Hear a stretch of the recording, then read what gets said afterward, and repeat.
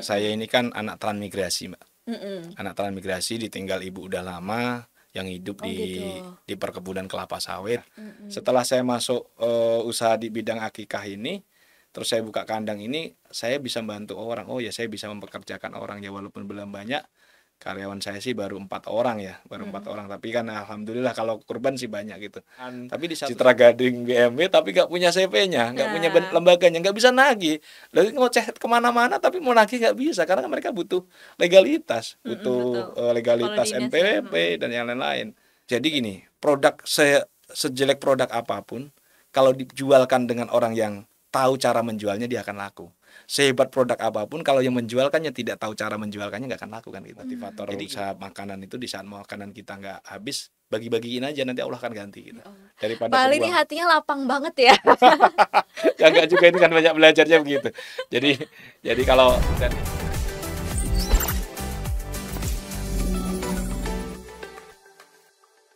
Gimana Pak Ali? Apa sih yang dipegang sama Pak Ali? Prinsip apa yang dipegang sama Pak Ali sampai sampai bisa apa ya, seteguh itu loh sebenarnya menjadi. ada satu tekatan di dalam hati. Saya Mm-mm. ini kan anak transmigrasi, Mbak. Mm-mm. Anak transmigrasi ditinggal ibu udah lama, yang hidup Oh gitu. di perkebunan kelapa sawit. Dan waktu itu saya ngajak ke teman-teman di transmigrasi saya, yuk keluar kota, yuk sekolahnya di luar. Makanya saya kan dulu SMA itu nggak mau di Sumatera, saya nggak mau di Oh gitu. Prabu Muli. Saya Oh SMA, jadi SMA-nya di sini. saya SMA-nya di Salatiga, Oh. STM-nya di Salatiga. Mm-mm. Jadi saya punya prinsip kalau saya belum selesai saya nggak akan pulang. Dan saya bilang kalau kita sudah keluar jangan pulang. Karena apa? Kalau kita pulang memberikan don kepada teman-teman, itu juga sekolah ya pulang lagi. Nah, karena dari kehidupan orang transmigrasi yang nggak punya apa-apa, saya ingin membuktikan bahwa kita bisa sukses. Makanya saya bilang setiap apa yang saya lakukan saya harus fokus. Saya bilang. Makanya pas waktu itu saya dapat kerjaan di Cilegon, terus akhirnya saya eh, Memutuskan. memutuskan untuk masuk ke rumah zakat setelah jadi pengangguran. Itu ada satu yang menggelitik itu. Ini mau terang-terang. Jadi suatu ketika saya bawa kerupuk, Mbak. Saya bawa kerupuk goreng gitu. Saya waktu dagang kerupuk saya punya karyawan 7, Mbak. Oh, Nah, itu walaupun udah karyawan pria. lumayan loh padahal hitungannya. Jadi setiap hari saya ngantong 2 juta sampai 3 juta itu, Mbak. Heeh. Nah, cuman ada satu ketika karena kontrakan saya sepetak itu tempatnya kecil gitu. Mm. Anak saya si Rajan itu sering bengek Oh, karena bau bau asap gorengan, itu yang gorengan melingkar kerupuknya ya. kerupuk itu ya. Jadi agak terus istri saya itu sempat ditanya, Bu, suaminya kerja di mana? Nggak jawab.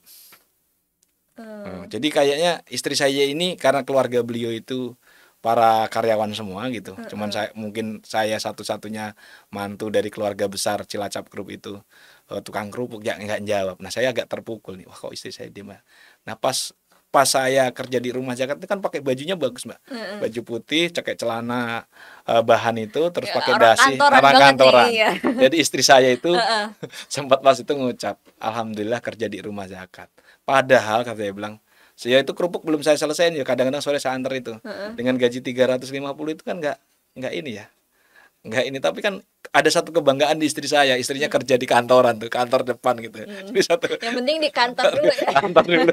Nah, itu yang menjadi sebuah semangat motivasi sih kenapa saya harus di rumah zakat. Nah, kemarin juga pas keluar itu saya bilang, kalau saya udah keluar minder lagi nggak gitu. Ya insya Allah nggak, karena saya keluar itu tadi selain pengen usaha, yang kedua juga anak sudah 3 dan anak itu di sekolah IT dan harus diantar antar apa namanya kita pagi-pagi, nggak mungkin istri saya yang ngantar 3 udah nggak kuat kan gitu. Ya akhirnya udah memutuskan untuk ternak teri sambil usaha lah itu. Oke, Gitu. luar biasa nih ya. Hmm. Cerita panjangnya nih, banyak Eh, sekali nih hikmah yang bisa kita petik ya dari kisahnya Pak Ali ini, mulai dari keteguhannya. Ini kita bisa melihat kan gimana semangatnya Pak Ali mencoba banyak banget bisnis sampai akhirnya bertemu core bisnisnya nih yang saat ini sebenarnya ada banyak ya bisnisnya Pak Ali ya. Nah ini ya menarik sih, Pak Ali ini sebenarnya belajar bisnis tuh dari mana sih?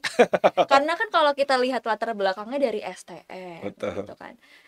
Nah ini belajar bisnisnya dari mana? Saya banyak belajar terinspirasi dengan rumah zakat sebenarnya. Heeh. Bagaimana rumah zakat dari satu sosial rumah zakat bisa membuat 9 unit core lembaga sosial. Berarti kan bisa bisa banyak membantu orang nih. Kalau hanya Mm-mm. fokus rumah zakat doang kan mungkin karyawannya Cuma cuma 10 satu, iya. 100.000 orang. Tapi di sana ada pemberdayaan rumah juara, rumah sehat, Mm-mm. mandiri insan, banyak lah, ada 9 titik, ada rumah wakaf, dan itu masing-masing mempekerjakan orang semakin banyak. Nah, Mm-mm. setelah saya masuk usaha di bidang akikah ini, terus saya buka kandang ini, saya bisa membantu orang. Oh ya, saya bisa mempekerjakan orang ya, walaupun belum banyak. Karyawan saya sih baru 4 orang ya, baru empat Mm-mm. orang. Tapi kan alhamdulillah kalau kurban sih banyak gitu. Tapi di satu sisi saya bilang ke tim saya, kalau saya hanya fokus di ngurusin akikah, ya saya bilang takaran Cilegon Serang itu sudah terukur. Berapa jumlah kelahiran saya bilang. Sedangkan pemain akikah ini bukan satu. Pemain akikah yang terdaftar Cilegon Serang itu lebih dari 100 pemain akikah. Wow, banyak loh Banyak. ya. Pemain ternak deretan dari rumah saya Mm-mm. Pagebangan sampai dengan ujung Jalan Cikeray itu lebih dari 10 peternak. Wow. Itu. Dan saya termasuk yang paling baru. Jadi saya bilang kalau saya fokus setiap hari di situ, ya kita kan mentok-mentok sehebat-hebatnya segitu-gitu aja. Akhirnya saya Mm-mm. memutuskan waktu itu ada orang yang datang, salah satu orang dinas, Mas, bikinlah CV katanya. Siapa tahu ada orderan kambing atau Mm-mm. apa dari ya perusahaan. Jadi Mas Ali punya bekalan CV. Akhirnya saya memutuskan bikin CV, sinergi berkah utama gitu. CV-nya juga asal-asalan, nggak ngerti bikin Oh, online. Jadi CV-nya, NIB-nya hanya jual beli ternak heeh. dan makanan aja. Ternyata wah nggak bisa kalau begini katanya. Oh gitu. Masuk ke Pemda nggak bisa. Akhirnya ketemu lagi tuh ke perusahaan di KSP. Wah ini mah nggak bisa. Akhirnya saya rubah lagi. Jadi bikin perusahaan itu CV itu cukup mahal CV saya ini karena ngerubah akte lagi, bikin SBU-nya waktu itu habis hampir 25 jutaan lah SBU bidang konstruksi Mm-mm. itu. Akhirnya dapat pekerjaan pertama keganti, kedua keganti.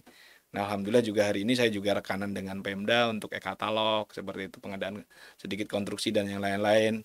Dan kita juga harus berani gitu. Kerjaan IO insya Allah bisa, bidangnya ada. Menjahit sampai orang bilang, Mas Ali bukan skillnya menjahit, kenapa punya sertifikasi bidang menjahit gitu, punya tenaga ahli bidang menjahit lah. Semua kalau kita mau bisa, karena kalau nggak mau ya sampai penjahit itu saya bisa masuk ke Pemda gitu karena ada sertifikasi penjahit kan gitu untuk kan Mm-mm. baju yang mereka punya jahitan nggak punya lembaganya lah, kita punya lembaganya nih, kita kolaborasi yuk gitu. Teman-teman punya percetakan, saya punya CV-nya, Mm-mm. percetakannya teman-teman yang ngerjain, saya dapat baju, teman-teman yang ngerjain. Jadi kita kolaborasi dengan bidang-bidang usaha-usaha kecil di sekitar Cilegon dan yang lainnya. Mm. Bahkan pernah ketika saya dapat orderan kaos itu sampai hampir seribuan kaos lah, kaos, baju gitu, tas, apalagi kalau tas kita cuma jalan kemana, cari ke petir kan gitu. Yang penting kan CV ini, lembaga ini sarana untuk masuknya dulu Oh gitu. Kalau iya. kata Kang Mm-mm. Ismet tadi dapat orderan di perumahan Citra Gading BMW tapi nggak punya CV-nya, nggak punya Nah, lembaganya, nggak bisa nagih. Lalu ngoceh kemana-mana tapi mau nagih nggak bisa karena kan mereka butuh legalitas, mm-mm, betul. butuh Kalau legalitas dinas ya. Mm-mm. NPWP dan yang lain-lain. Makanya saya bilang Kang Ismet cerita saya ngekek-ngekek aja, ini saya udah saya alamin gitu jadi. Makanya saya bilang saya dengan Kang Ismet ini kenal lama, emang orang yang ulet gitu. Istrinya diajar jualan pempes, jualan tisu di mobil gitu. Oke, berarti eh Pak Ali ini belajar bisnisnya by doing ya. Jadi Ya kayak betul, dari betul, pengalaman-pengalaman jadi panjangnya tadi betul, kan udah banyak banget tuh, dan mm, Pak Ali sendiri bisa melihat peluang ya dan betul, memanfaatkan peluang yang ada begitu mm, ya. Nah, itu tadi bagaimana kisah latar belakangnya, bagaimana prinsip yang dipegang sama Pak Ali, bagaimana belajar marketingnya. Nah, sekarang kita mau nanya nih seputar razan akikahnya nih, Pak oke. Ali. Sebenarnya apa sih yang membedakan razan akikah dengan akikah lainnya atau kurban-kurban lainnya, Pak? Ya sebenarnya kalau Karena kan akikah, tadi dibilang banyak tuh kompetitornya kan, ya apalagi di Serang Cilegon nih. di samping tempat duduk saya ini, sekitar tempat duduk ini nggak jauh dari 5 kilo, ini lebih dari 6 atau 7 pemain Wah, tuh akikah. kan. Itu Di udah sini, banyak nah banget itu tuh. baru di sini gitu. Heeh. Jadi saya bilang ke teman-teman, kebetulan saya juga sebagai ketua HPDKI Banten ya, walaupun nggak terlalu aktif ya, Mm-mm. himpunan pengusaha domba dan kambing, sebagai peternak gitu, tapi ternaknya juga baru baru merintis, makanya bingung mau jalaninya gitu kan. Yang saya bilang dalam bisnis akikah itu semua kambing sama, makanan sama. Mm-mm. Ada yang membedakan adalah bagaimana kita service dan handling komplain. Ini yang paling penting.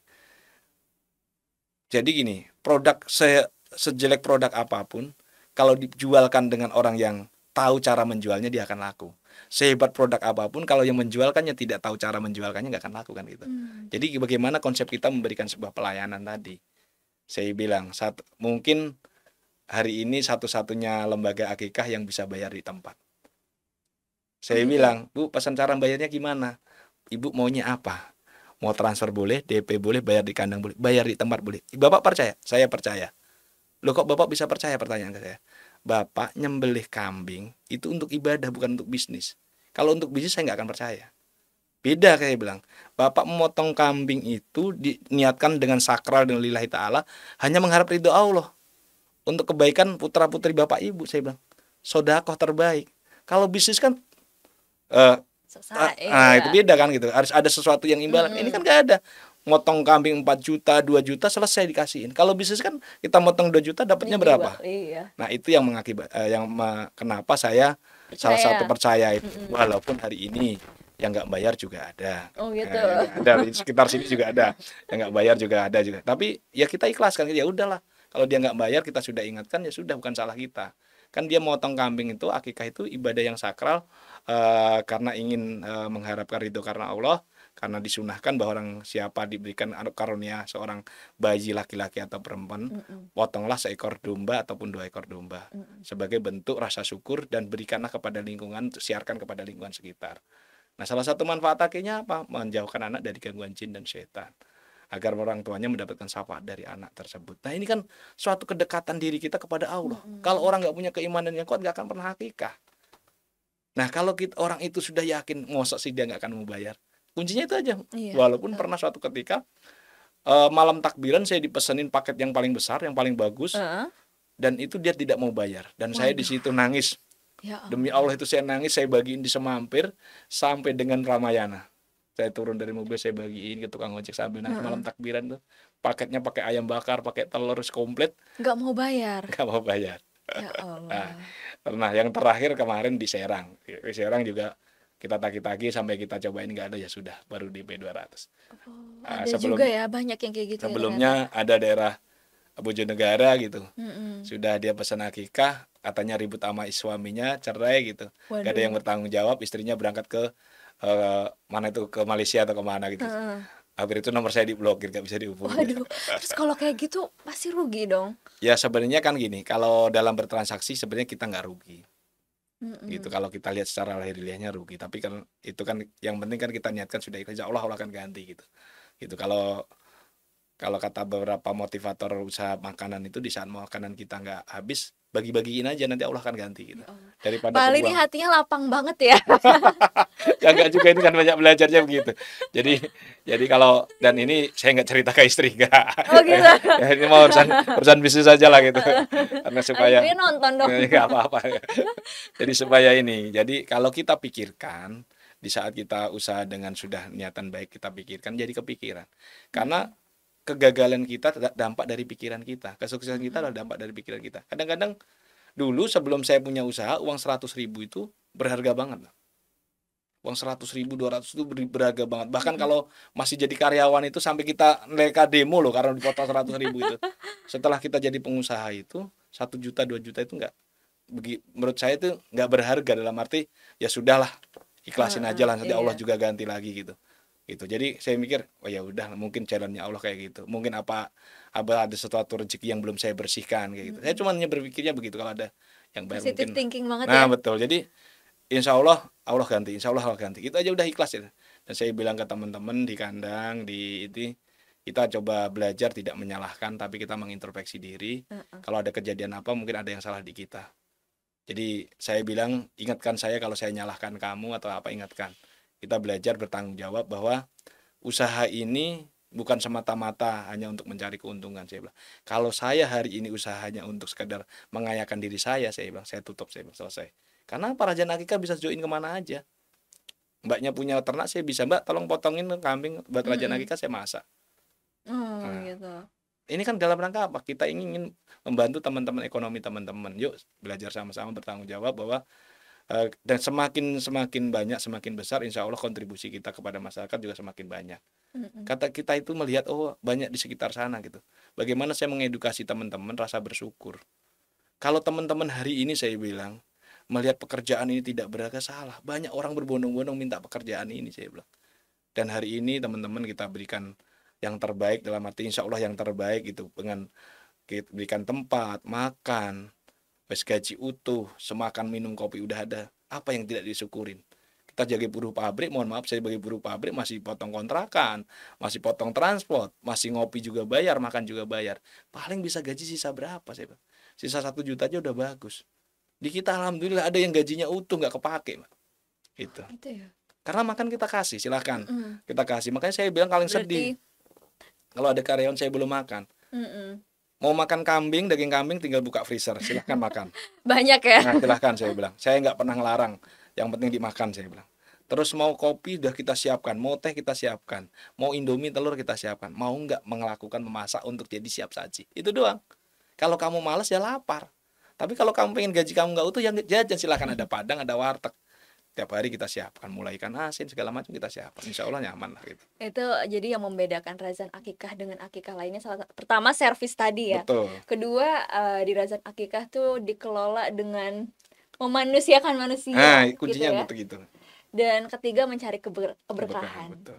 Karena dengan keberkahan itu bisa dapat nih nikmatnya ya, Betul. nikmatnya, dan juga dilipat gandakan, entah bagaimana itu ya caranya, Betul. tapi itu kalkulator Tuhan lah ya. Betul, gitu. betul.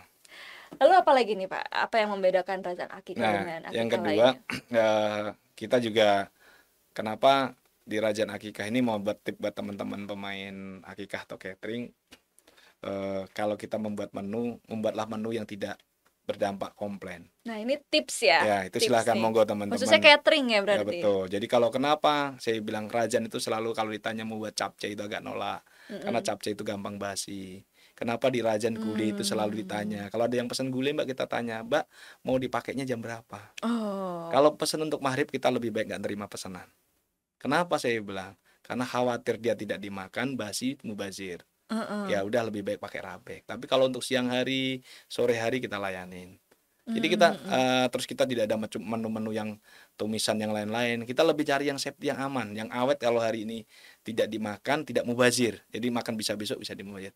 Rabek bisa dimakan besok, bihun jagung bisa dimasak buat besok, kayak gitu. Jadi hal-hal yang itu yang insya Allah lebih aman, lebih bermanfaat gitu dibanding kita ngasih menu macam-macam ternyata nggak kemakan, kebuang, kan mubazir. Yang kedua, handling komplain itu sangat berat, Mbak. Satu komplainan itu akan berdampak ratusan.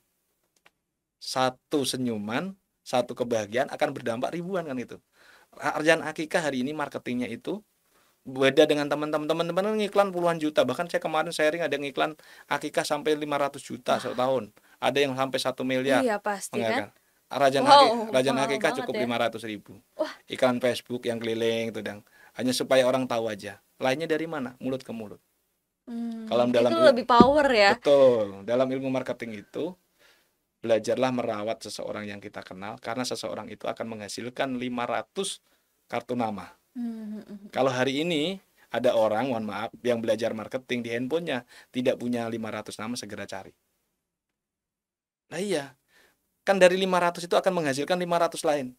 Kalau dia 500 orang itu, satu contoh, orang hari ini puas dengan Exbis Banten gitu ya, 10 orang, dan 10 orang itu bercerita, kalau mau podcast tuh ke Exbis Banten, kalau mau iklan ke Exbis Banten, siapa orang? Berkembang Betul, terus itulah ya. yang dilakukan oleh Rajan. Makanya kalau tanya, Bu dapat informasi dari mana? Dari tetangga saya, dari orang referensiin gitu.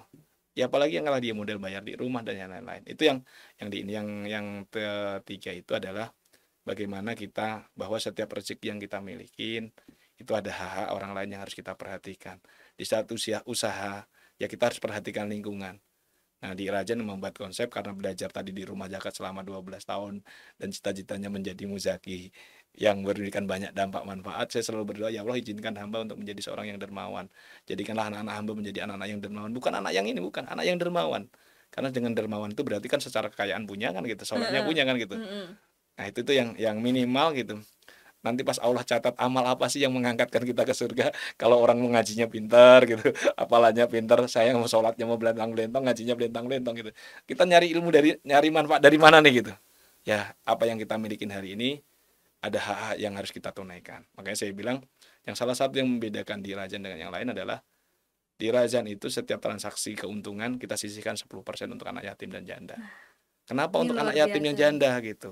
Karena ada hadis yang menyampaikan menyantuni janda dan anak yatim itu adalah jihad fisabilillah.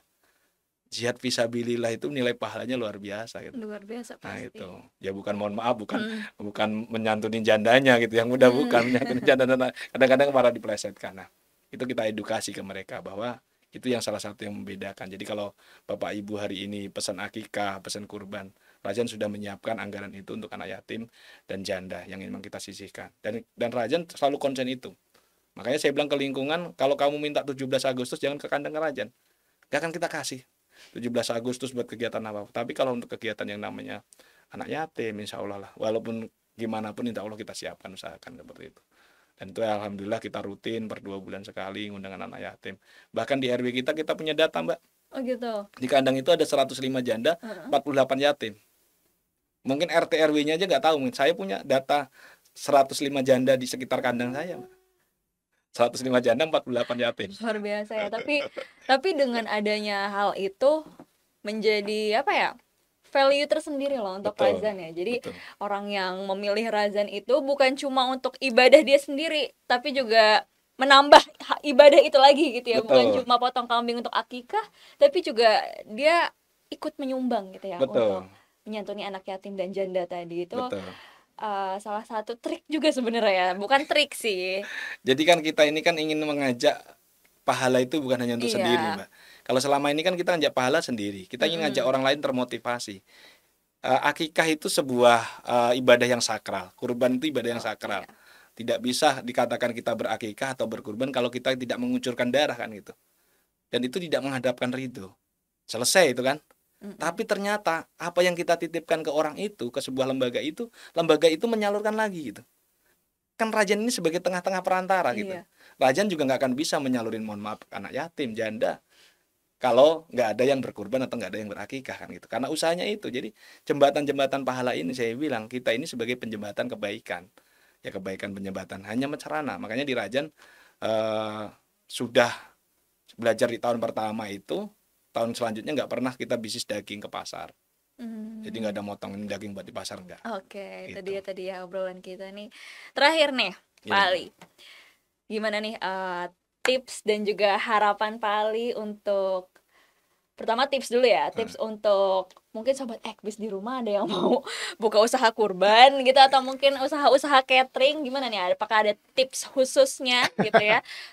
Atau mungkin pengusaha-pengusaha pemula gitu ya. Untuk pengusaha-pengusaha pemula, gimana tipsnya dan juga terakhir harapan Pak Ali untuk kedepannya seperti apa?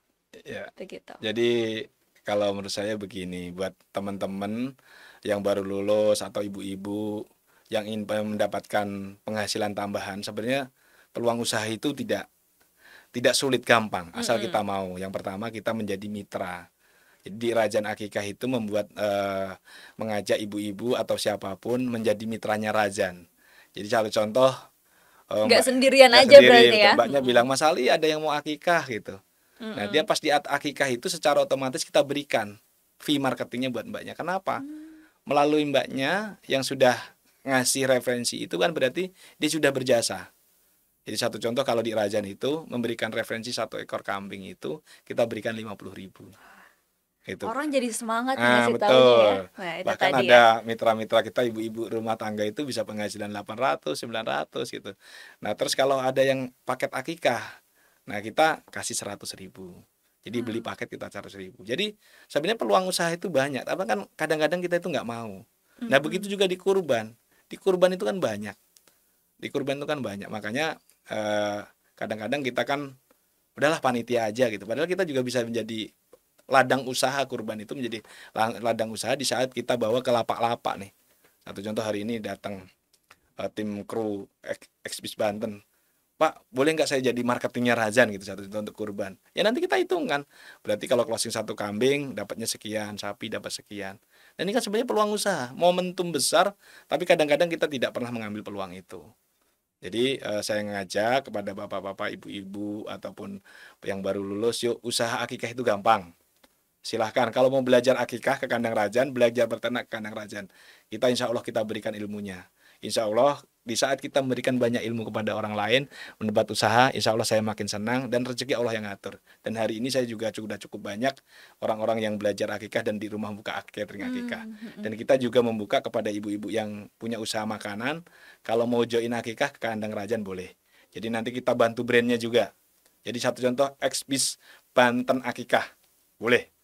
Jadi nanti kalau motong semua brandnya Exbis Banten Akikah. Oh. Gitu, bukan lagi nama Rajan Akikah. Nanti hitung-hitungannya seperti apa kita siapkan. Oh ya, bahkan hari ini orang nggak pernah datang, dia cuma telepon, Mas Ali, ada teman saya namanya A mau akikah, sekarang mau kurban, ya kita siapkan. Bu, ibu udah closing 10 ekor kambing ya, saya bilang. Nanti kita siapkan. Dan kita udah kasih sepakatan bahwa 1 ekor kurban, hewan kurban kambing itu fee-nya 150 sampai 300. Closing sapi di kandang Rajan kita kasih 500 sampai 1 juta. Monggo ketua DKM mau apapun, saya yakin semua siapapun yang membawa itu di setiap lapak udah menyiapkan. Tinggal monggo mau kandang Rajan boleh, mau kandang lain juga boleh. Itu mau masing-masing ya. Tapi untuk kandang Rajan silakan. Pengurus DKM, pengurus masjid, pengurus sekolah, komunitas, ibu-ibu pengajian, pribadi yang mau bawa akikah atau mau kurban di Rajan Akikah, kalau kurban fee-nya itu 150 sampai 300. Kalau sapi itu 500 sampai 1 juta. Kalau akikah itu kambing aja 50.000, kalau masak plus masak 100.000. Tapi kalau sudah dia menyatakan, Mas saya mau jadi berdiri akikah sendiri, beda lagi. Beda lagi. Jadi satu contoh, mbaknya punya warung Exbis Banten gitu, membuka bidang usahanya akikah, nanti hitung-hitungannya beda lagi. Nanti bermitranya bukan ke Rajan Akikah, bermintanya ke Rajan Farm. Nah, dengan Rajan Farm beda lagi. Itu, Mbak. Itu manajemen di internal kita. Kalau tadi sebagai agen biasa ke Rajan Akikah, tapi kalau dia sudah sebagai mitra usaha, kan kita di sana juga ada banyak, ada Prima, ada Berkah, ada di sini tuh ada warung Berkah apa di Serang itu yang join potongnya di kita. Itu harganya bukan ke MOU, kesepakatannya bukan ke Rajan Akikah tapi ke Rajan Farm. Seperti itu. Itu tadi tips-tipsnya bisa juga langsung datang ya. Boleh langsung datang, boleh. Langsung datang ke Rajan Akikah. Di mana lokasinya nih, Bang? Lokasi Rajan Akikah itu ada di Jalan Raya Cikerai di Krotek, Kalitimbang. Dari perempatan Lingkar setelah pom bensin PCI itu kurang lebih 3 menitan.